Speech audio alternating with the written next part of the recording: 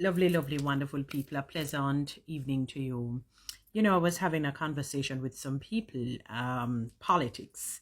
They often say two topics you should shy away from, stay away from completely, and it is religion and politics. But saying that to people is almost like saying, do not discuss the achievements of your children, or do not discuss what's going on with your child, or what's going on with life. That's a virtually an impossible situation. So he was telling me um about that Ibrahim Traor, however his name is really pronounced. um which section in Africa again, jurisdiction, I don't even remember. But he was telling me how he had made some serious changes, to the salaries of their MPs or ministers, cabinet ministers and politicians, and the civil servants' salaries. So I said, let me go online and see, what he had done. And it says here, Burkina Faso's president, Captain Ibrahim Traor, reduced cabinet ministers and politicians' salaries by 30% and implemented a 50% increase in the minimum base salaries for civil servants and public workers. So the minimum base, wow. So the salary changes for public sector workers are based on adjusting the minimum base salary in Burkina Faso, using the West African CFA franc XOF. So for example, before it would have been 30,000 CFA francs, then it moved to $50,000 per month. Sorry, it was between 30 and 50,000, and then after the raise it would be 45,000 to 75,000 CFA francs per month.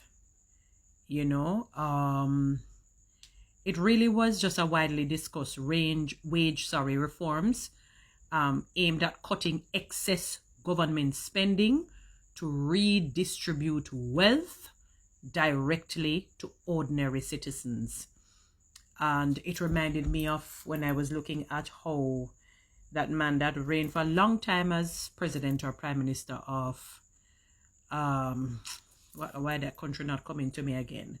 And they say it's a small country and it's basically a first world. I know the country, and it's like my mind wants to call the particular country that people tend to talk about a lot. That they even said that they took our manifesto and created a change in the country. Some of you may know which country I'm talking about. It's not so-called one of the large first world. Singapore. Where I remember when I was looking at if you're a graduate, for example, you just hold a Bachelor of Science or a Bachelor of Arts or whatever your first degree, and you're just stepping out to work. Your base salary, when I worked out the Jamaican equivalent, it would be about, call it 400,000 over to, somewhere between 450,000, thereabout per month. I can't say if it is gross or net. I don't remember that. But so you just leave the university and you just landed your job, your first paycheck.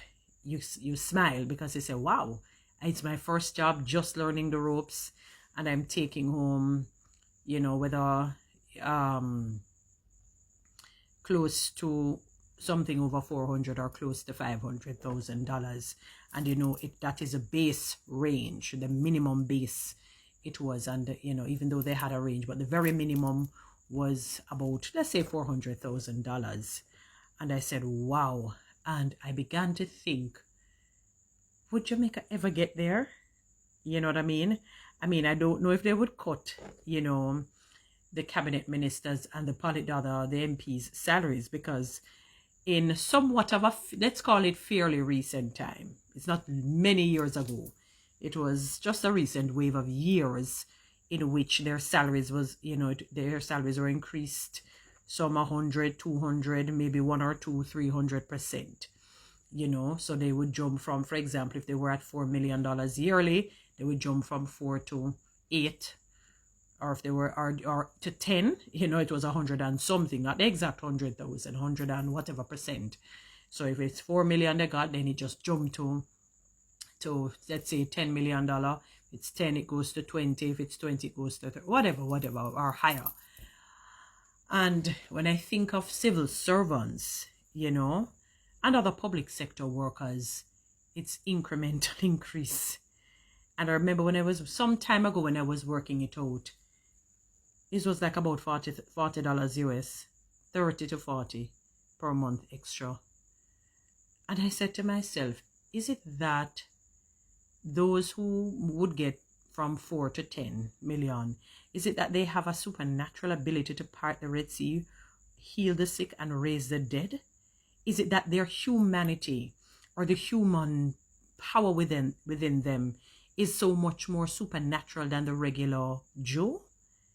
You know, how vastly can whatever it is they do to build the country be different from the regular Joe? You know, I really was being sardonic, really sarcastic with it. You know, when I was really pondering it and asking people and saying it to people and trying to get their feedback, because it is really a travesty of justice when one minister says the people who are earning, and this was years before COVID came in, that the people who are earning $500,000 per month, when you worked out, he had quoted the yearly figure, it amounted to about $500,000 per month. You know, can't say if it's gross or net, that they're barely scraping. You know, and I would think that he would have been, I wanted to believe it was net, not so much gross, but I can't judge. I don't want to get into it. And this is somebody who has training in finance. So if he has a solid training in finance and say the people who are earning 500,000 are barely scraping, it means the many who are earning far less, they're decomposed. And you wonder, can they ever be resurrected? You know, can it be like Ezekiel 37, where you say, speak to these dry bones and the flesh will come upon them? You know, can there be a remnant, a savior in their salaries? And, you know, my question is, do you think Jamaica would ever get there? Do you think Jamaica would ever get there? You know, as I said, I doubt the MPs and cabinet ministers would want a pay cut because they really just the other day got a pay increase. But let us even forget the pay cut. You know, their wealth is not distributed, you know, fairly across the board in other sectors or spheres. Can they cut some, you know, the monies elsewhere and increase, you know, the salary so that human capital can be improved upon? Because as Warren Buffett, the great Warren Buffett said, the best investment is in human investment. I was watching I follow this guy that says his page on Instagram is Hard Knocks Live, something like that. He interviews a lot of millionaires and billionaires, and I remember one man spent $4.5 million to have lunch with Warren Buffett. I said, wow, that man really, you know, wow, he commands some serious fees just to have lunch, you know. The ordinary Joe would say that's too much or whatever it is, but he knows his worth. You know, the man, yeah, you want to have lunch with me? It costs you 4.5 and million US dollars, and but it changed his life, it improved his life, so that was a great investment. So if Warren Buffett, whom the man had paid $4.5 million just to have lunch, can say the best investment is human investment, why is it that our politicians are not doing justice by us as it relates to the salaries? Too many workers in these public entities are underemployed. The incremental increase, the barely moving, the sluggish moves, it is crazy. You know, it really would take, as to borrow the words of one of the politicians, divine intervention to move upon the hearts, the minds, and the souls of these politicians to look into themselves and say, you know what, we're going to stop all this corruption and nonsense and foolishness. We have garnered a lot. What more do we need? We're going to put aside greed and arrogance and pride. And we're going to, before we leave this earth, you know, if I can help somebody along the way, then my living shall not be in vain. You know, at the end of their life, can they say their living was not in vain? Guys, you know what to do with TikTok and YouTube. Subscribe, give me one of those lines, raise the public sector.